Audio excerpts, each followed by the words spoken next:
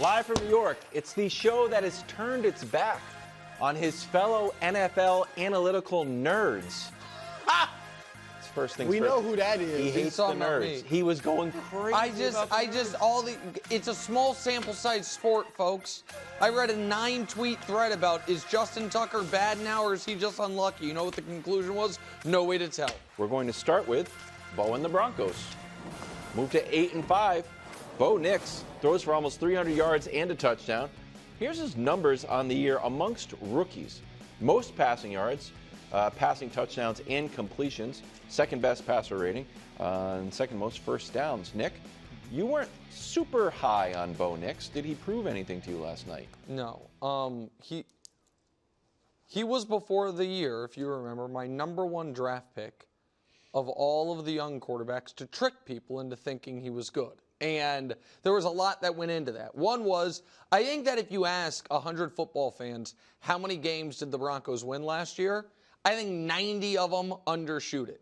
The Broncos were an 8-win team last year. We look at them like they were terrible, but they were an 8. Right? They beat the Chiefs 24-9, but they were also an 8-win team last year. The Vegas over/under for them this season was 5.5. So everyone thought Vegas and everyone thought they were going to be terrible. So I thought there was kind of the opposite of the thing Caleb had to deal with, which is these high expectations set by some nameless. And so there was that. There's the fact that I do think Sean Payton gets the absolute best out of his quarterback, whether it's helping Drew Brees, who was already really good, become one of the all-time greats, Jameis Winston be a brief dark horse MVP candidate, Teddy Bridgewater, got what I thought was a fake year out of Russell Wilson. Now, it turns out Russell maybe had more left in the tank than I thought, all of that. So that went into it. And so now I'm going to do something that is going to seem totally unfair, but it's just my my honest opinion. So can we show the highlight from Bo last night, the play, which was a sick play. It was a great play. This close to being a sick play by Cleveland, but it was a sick play by Bo. That was a great throw, great play, confidence by Sean Payton, as Colin pointed out, to let him drop back in the end zone, all of it. Okay, so I do that to do this. That was sick play and it counts. If it didn't, these were his numbers. This is the unfair part. And so, if you want to ask me, was I impressed by that throw and that play? 1,000% yes. Was I impressed by the game? No, I wasn't. Did it make me say, oh, they've got their guy? No, I don't. I actually thought Bo Nix played poorly for the bulk of yesterday's game after playing really well for the bulk of the previous month. That one play kind of changes, obviously, his stats and how we look at the game. But no, I'm not yet a Bo Nix believer. Okay.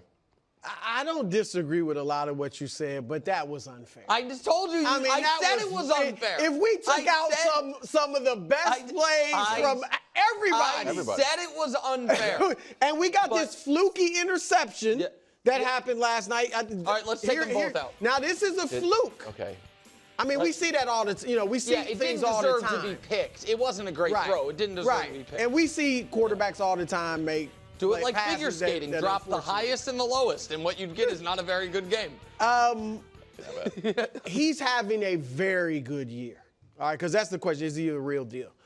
8 of his last 11 games, he's won. Mm-hmm. That is impressive. And now they look like they're going to make the playoffs. They're going to be a playoff team. They got the same record as Baltimore. Him leading a team they do. Yeah. Him leading, and now Baltimore molly-whopped them, 41-10. But still, that's impressive.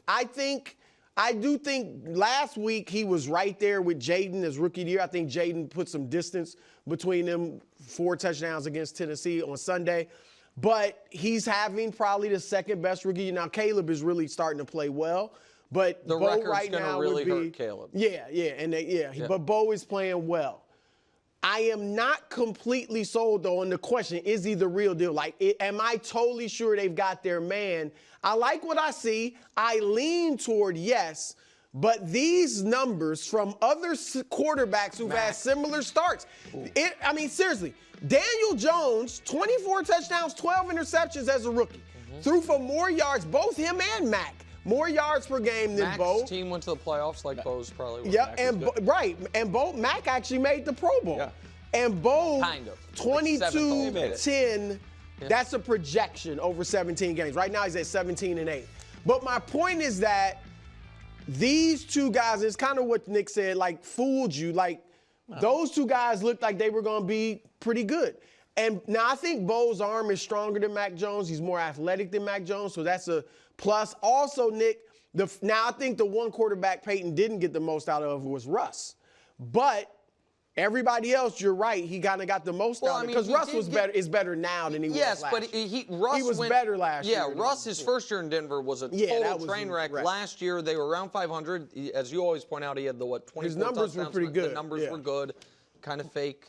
But I tell you what, Bo being with Sean Payton for the foreseeable future is big for him. Like, can he, in Payton's offense, can he be really effective? He's showing it now, and I think he could keep it up. I'm just not 100% sold like I am on a Jaden and becoming that on Caleb. Just for because I'm, as you know, you're Mr. Consistency, I'm Mr. Continuity, and I'm trying to really push that brand. Yeah. I think the Sean Payton statement that you make is the whole story.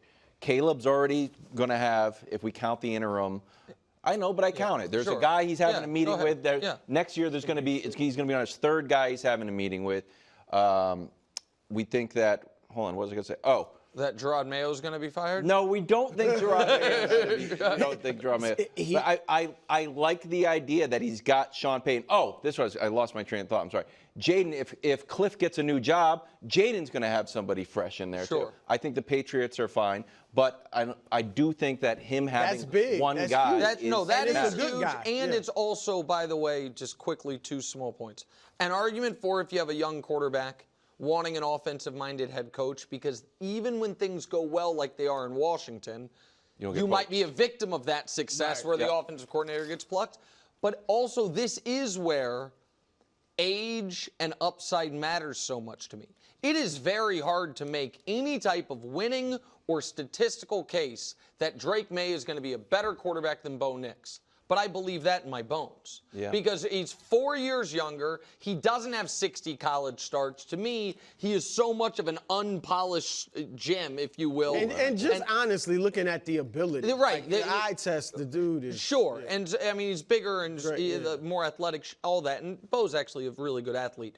But that's where I am judging Bo Nix on a bit of a curve in that I do think he is closer to his ceiling than any of the other rookie quarterbacks. But your point that, and what Drake is doing in what I think are less than ideal coaching circumstances, while Bo has Sean Payton. The offensive line, those offensive line stats, I know you're in a fight with the nerds, but they say Broncos are 1. Yeah, and the Patriots are dead last. Right, all that. On the other side of the ball, Jameis throws for almost 500 yards, 4 touchdowns, 2 pick sixes, 1 bonus interception at the end of the game. You are a resident expert on the salary cap. Brew, you are our resident expert on the Lord. Did Jameis prove he can be QB1?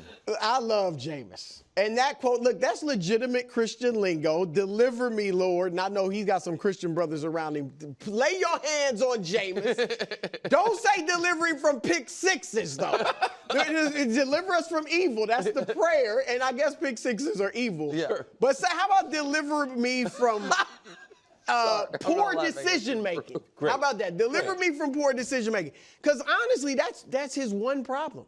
Like last night, we all know it's the full Jameis experience. He looked fantastic and he looked horrible all in the same game. I mean, multiple times of both. And can he be a starter? First, he can be a starter. Yeah. Like, I think he's a legitimate starter in this league. Cleveland's best option. He's right. Definitely. There are about 6 or 7 teams where the Giants, and you throw in some other teams. Vegas. He definitely is a starter. Now, he's nobody's answer, right? He's nobody, like, if we bring him in, we're set, we think we can win a Super Bowl or something like that. But he definitely is, I think, a legitimate starter in this league.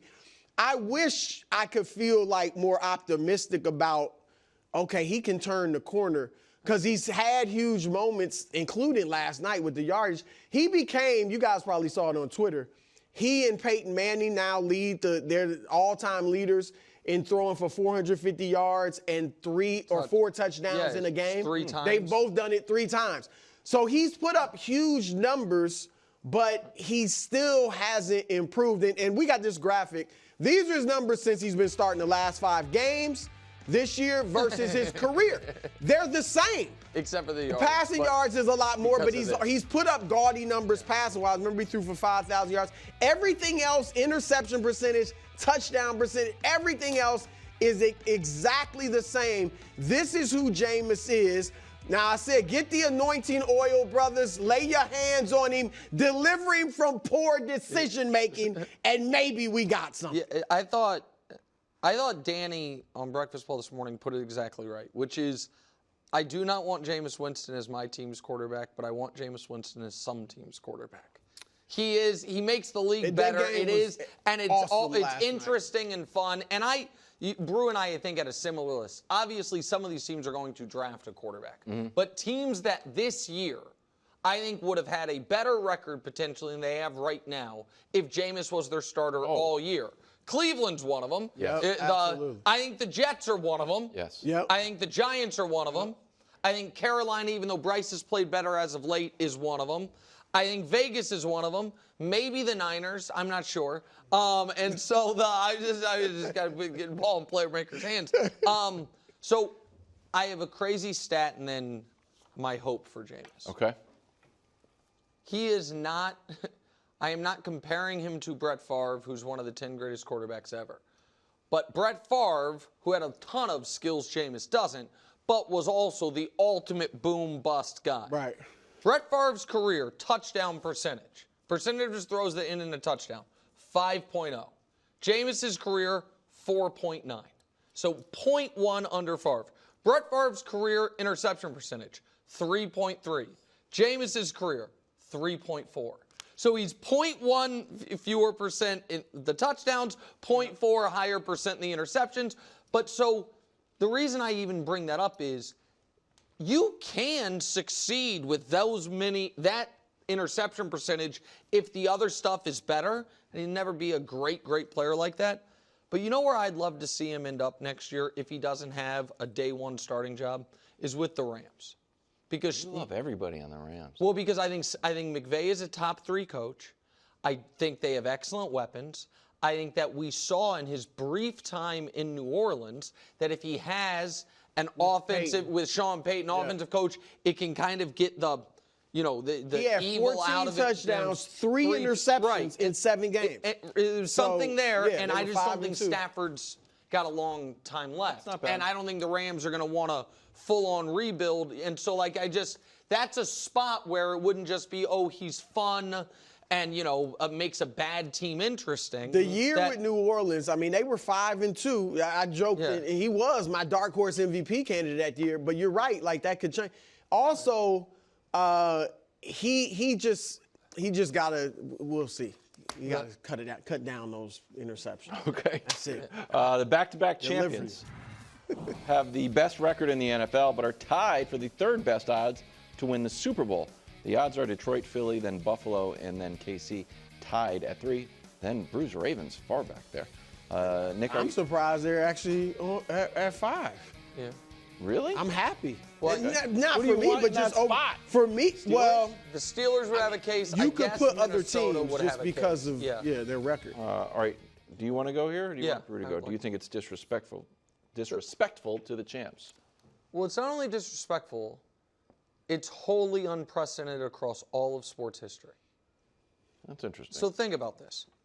There has never been a defending champ, much less a 2-time defending champion, who has the same star player, the same coach. It's not like when Elway retired from, you know what I mean, anything like that, who, while defending their title, has the best record in the sport, and people are like, second-tier contender. Yeah, that's true. It's never happened.